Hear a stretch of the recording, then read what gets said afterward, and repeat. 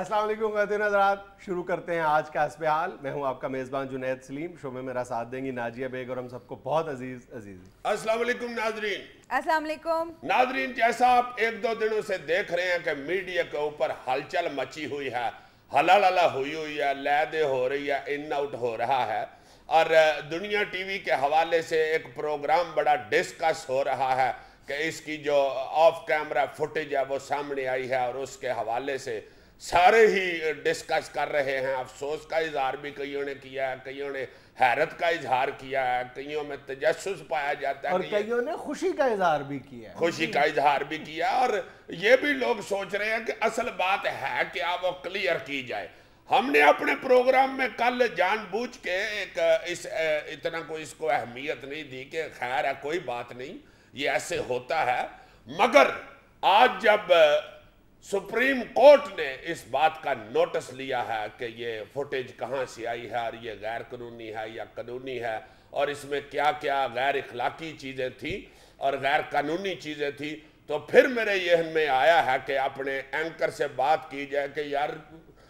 یہ تو supreme court نے نوٹس لے لیا، تو اس پہ ڈرنے کی کیا بات ہے؟ سپریم کورٹ کو میرے خیال کے مطابق تو نوٹس لینا چاہیے تھا، اس سے بہت پہلے نوٹس لے لینا چاہیے تھا، اور یہ جو سپریم کورٹ نے اب نوٹس لیا ہے اس سے بھی انشاءاللہ تعالیٰ بہت سے خیر کے پہلو برآمد ہوں گے۔ یہ جو عام اکثر بات کرتے ہیں کہ اس ملک پہ ایک نیکسس ہے، ایک رولنگ ایلیٹ ہے،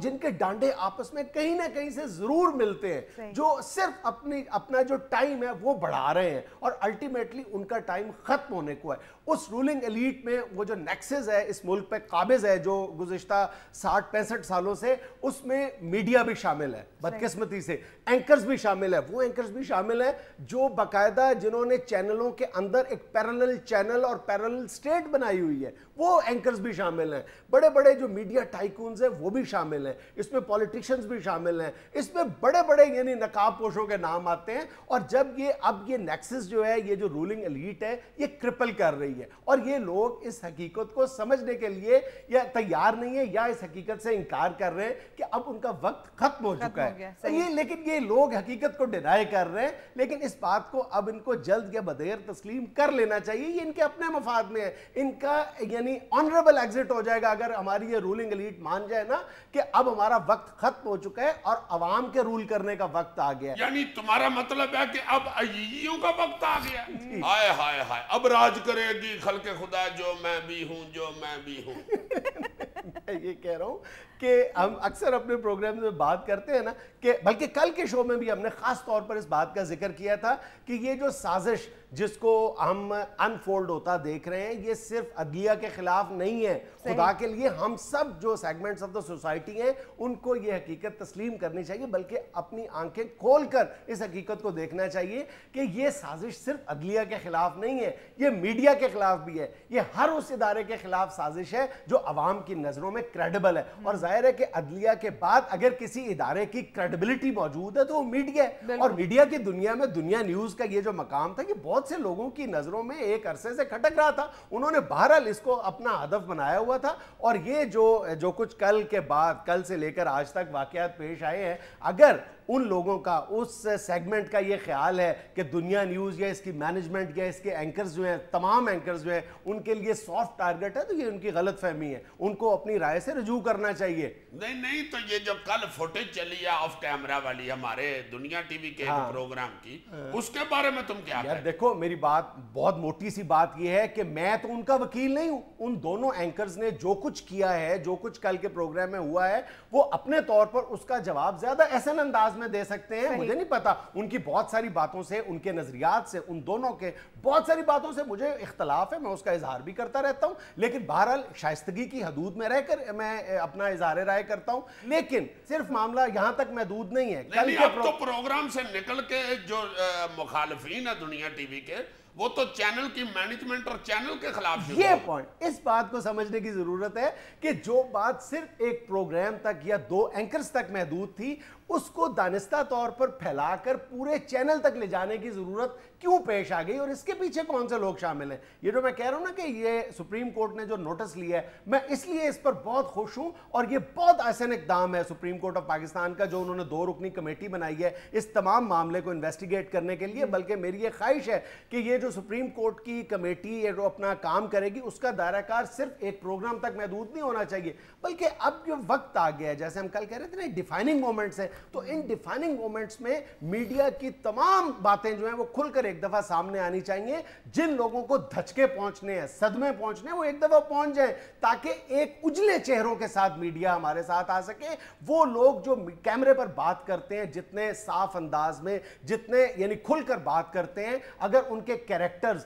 ان کا جو پس منظر ہے، ان کا جو ماضی ہے، اگر ان کی گفتگو کا ساتھ نہیں دیتا تو وہ ویسے بھی ہمارے ویورز جو ہیں ماشاءاللہ اتنے سمجھدار ہو چکے ہیں کہ وہ یہ جان لیتے ہیں کہ یہ جو اگر مگر لگا کر بات کر رہا ہے فلاں اینکر، اس کے پیچھے کیا کہانی ہے۔ تو میں یہ سمجھتا ہوں کہ لیکن ان کو فیسیلیٹیٹ کرنے کے لیے ایک بار آن ریکارڈ بھی یہ بات سامنے آ جانی چاہیے، کچا چھٹا سب کا کھل کر سامنے آ جانا چاہیے، خواہ وہ اینکرز ہیں یا وہ میڈیا مالکان ہیں۔ ایک کیونکہ میڈیا نے بہرحال آنے والے دنوں میں بہت ہی امپورٹنٹ رول پلے کرنا ہے۔ اگر ہم نے اس سوسائٹی کو ری بلڈ کرنا ہے نا مضبوط بنیادوں پر، اس کے لیے بہت ضروری بات ہے کہ ایک دفعہ میڈیا جو بھی ہے ننگا ہوتا ہے ہونے دیں، بالکل اس سے خوفزدہ ہونے کی ضرورت نہیں ہے۔ جو بھی صاف کردار کا حامل شخص ہوگا، خواہ وہ میڈیا مالک ہوگا یا اینکر ہوگا، وہ اس بات کا خیر مقدم کرے گا، سپریم کورٹ کی اس تحقیقات میں تعاون کرے گا۔ ایک دفعہ پتہ چلنا چاہیے کہ میڈیا مالکان کا آج تک یہ جو پورے ملک کے معاملات چل رہے ہیں اس میں میڈیا کا رول کہاں پر ٹیڑھا ہے اور کہاں پر سیدھا ہے۔ نہیں تو یہ جو پروگراموں میں آ کے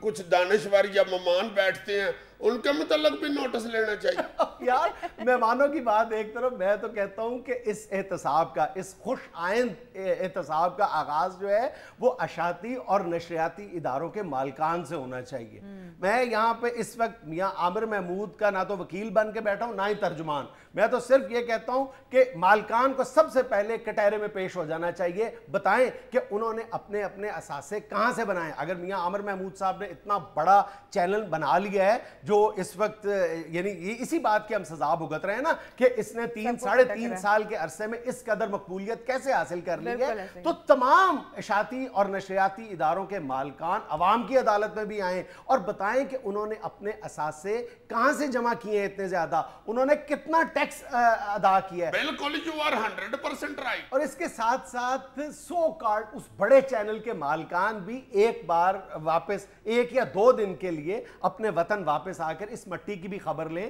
انگلینڈ اور دبئی کی جو پرسکون اور ٹھنڈی فضائیں ہیں ان کو چھوڑ کر 1 دن کے لیے اپنے اس وطن کی خبر لیں اور عوام کی عدالت میں آ کر بتائیں ایک دفعہ۔ وہ اپنے عوام کی عدالت میں نہیں آ کر بتانا تو کم از کم اپنے چینل پر بیٹھ کر ہی بتا دیں کہ انہوں نے یہ جو اربوں خربوں روپے کی جائیدادیں جمع کی ہیں کیسے کی ہیں، ان کو کن کن خدمات کے صلے میں حکمرانوں نے ان کو کئی جو ایکڑ کی کوٹھیوں سے نوازا ہوا ہے، اس کی تفصیلات بھی بتائیں۔ اور کچھ نہیں تو اپنے ٹیکس واجبات ہی آ کے بتا دیں کہ ٹیکس نہ دینے کی وجہ سے ان کی کن کن اداروں سے لڑائی ہوئی ہے اور کن کن کے ساتھ ان کی دوستی جاری ہے۔ اور ایک بار ہمت کر یہ بھی عوام کو بتا دیں کہ ان اداروں کے ساتھ دوستی میں ان کی کوئی محبت یا اخلاص شامل نہیں ہے بلکہ ان کا سرین مفاد ہے۔ کیا مطلب سیدھا یہ ہے کہ میڈیا کے اس چیمپئن سے پوچھا جانا چاہیے کہ آج آپ جس عدلیہ کے احترام کا دم بھر رہے ہیں، اسی عدلیہ نے پاکستان میں ایک شخص کو تمام مقدمات سے بری کیا ہے، باعزت بری کیا ہے، حافظ سعید صاحب کو، اور ایک دوسرا ملک جو ہے وہ اس کے سر کی قیمتیں مقرر کر رہا ہے، اس کو دہشت گرد قرار دے رہا ہے، اس کو اپنے حوالے کرنے کا مطالبہ کر رہا ہے۔ ہماری عدالت کے فیصلے کو تو مان ہی نہیں رہا، ٹھیک ہے۔ اور دوسری طرف آپ جو ملک ہماری عدالتوں کے فیصلے کا مذاق اڑا رہے ہیں، آپ اس کے ساتھ امن کی بانسری بجانے پہ تلے ہوئے ہیں۔ پھر ان لوگوں کو بہرحال یہ تو بتانا پڑے گا نا کہ بانسری کے ان سروں سے یہ حب الوطنی کے کون سے کان بند کر رہے ہیں۔ اچھا جی۔ اور تم پچھلے چند سالوں کی تاریخ اٹھا کے دیکھ لو اور اس بات پر غور کرو کہ یہ وہی لوگ ہیں جو ہمیشہ ہماری جو بنیادی قسم کی مذہبی اور سماجی اور معاشرتی روایات ہیں ان پر حملہ کر کے یہ اظہار رائے کے چیمپئن بن جاتے ہیں۔ بالکل ٹھیک بات ہے۔ اور میڈیا کہ وہ پہلوان بھی ذرا احتساب کے اکھاڑے میں اترے نا جو نیب کی عدالتوں سے ابھی تک جن کو سزا ہوئی ہے, جنہوں نے جرمانہ کمٹ کیا ہوا ہے, جو ابھی تک اپنے جرمانے کی رقم کی قسطیں ادا کر رہے ہیں بلکہ نہیں ادا کر رہے. شاباش, یہ بجلی کے بل کی تو قسطیں ہو جاتی ہیں, نیب کی بھی قسطیں ہو جاتی ہیں, سب کچھ ہو جاتا ہے اس ملک میں. اسی موضوع پر ہم اپنی بات جاری رکھتے ہیں. ناظرین, ہمیں یہ لینی ایک چھوٹی سی کمرشل بریک, ہمارے ساتھ رہیے گا.